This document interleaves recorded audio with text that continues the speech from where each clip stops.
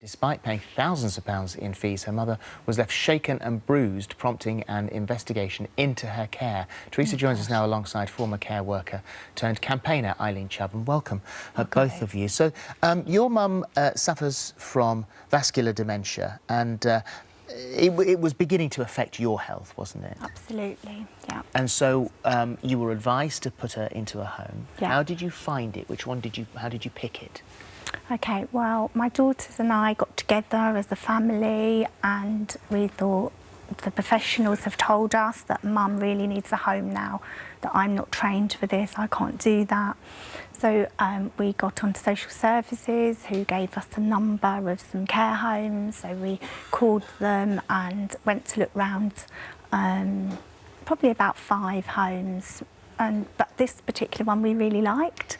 We thought it was big, airy, spacious for my mum, because although she has dementia, she's very physical. She's still physical, which she's quite sprightly. So she needed space to walk around and be able to go into the gardens and know that she's safe. Well, so it sounds like you did, as a family, all the right things that you could possibly have done. And it wasn't long, because it was in the June that you got recommended to put her into care. And then it was only in the September that this first incident occurred. So what happened? Okay, I was called on a Wednesday morning to say that an incident had happened. This is the care home manager that called? Yes, the care home manager called me to say an incident had happened, but very light-hearted. She was laughing, joking, saying, don't worry about it, but Mum's got some slight bruising. We had to shower her because she needed a shower.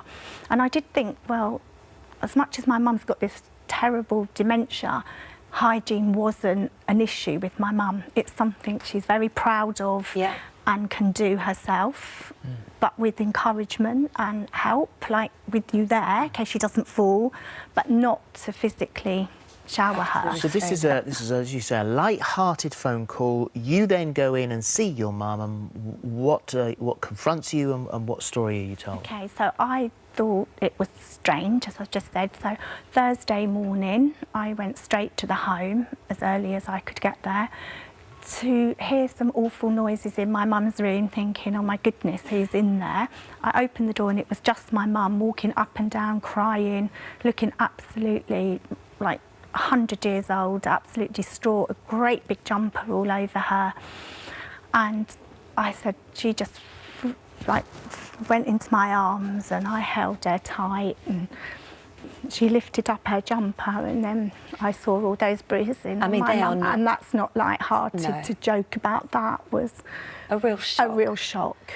And there was a real kind of discrepancy in what had actually happened, wasn't there? Because your mum was saying one thing, and the care home was saying, oh, she needed to get in the shower, and your mum was saying that wasn't what happened at all. No, and the manager told me a completely different story that I didn't think rung true to what my mum would do. And I asked a few other carers that I trust in there that I knew would tell me if Mum had done what they had said, and they said absolutely not. They had not seen my mum do any of that. They couldn't understand why she needed a shower, and that's still what I don't understand till this day, why she actually physically needed a shower when she's a clean lady. And then there was another incident on the 5th of October. Yes. What happened then? I went to the home on the Thursday morning to find my mum again, very distressed in her room in another big jumper. She was crying. I asked her what was wrong, and she said, oh, I went out yesterday on my own, and I went to the bus stop and somebody dragged me off the bus because they wouldn't let me get on the bus. So I was thinking, oh, you know, okay. So I said, well, you know, take your jumper off, it's so hot. And she was like, no, no, no. So finally, and then she lifted up her left arm to find it all bruising again. And so this time the home hadn't told you anything, had they? They hadn't even rung you to say there'd been a light incident? Absolutely not. So I called in a carer and I said, could somebody explain how this bruising has occurred on my mum's arms? And everybody was like, no, we haven't even seen them. So I'm like, well, you got my mum up this morning for breakfast to help her get dressed, and you've not seen these bruises? And they're like, no, we haven't seen them. Well, their statement, the care home statement, which we can't name because this is all part of a police investigation. The allegations relating to the 2 incidents of bruising are currently being investigated by the police, and at this time of the statement, they've yet to reach a conclusion of their investigation. Care home is a well-regarded care facility with a dedicated team of staff. Whilst we regret this isolated incident, the senior management team have been in touch with the family on a weekly basis, and the manager will remain on leave from her duties until the investigation is complete. We continue to offer the resident care and support to ensure the best outcomes for her current and future care. In a reply to the second incident, the resident was not discovered outside in the street. She was seen to have followed visitors out of the building, which staff observed. We joined the resident for a short walk and brought her back to the home.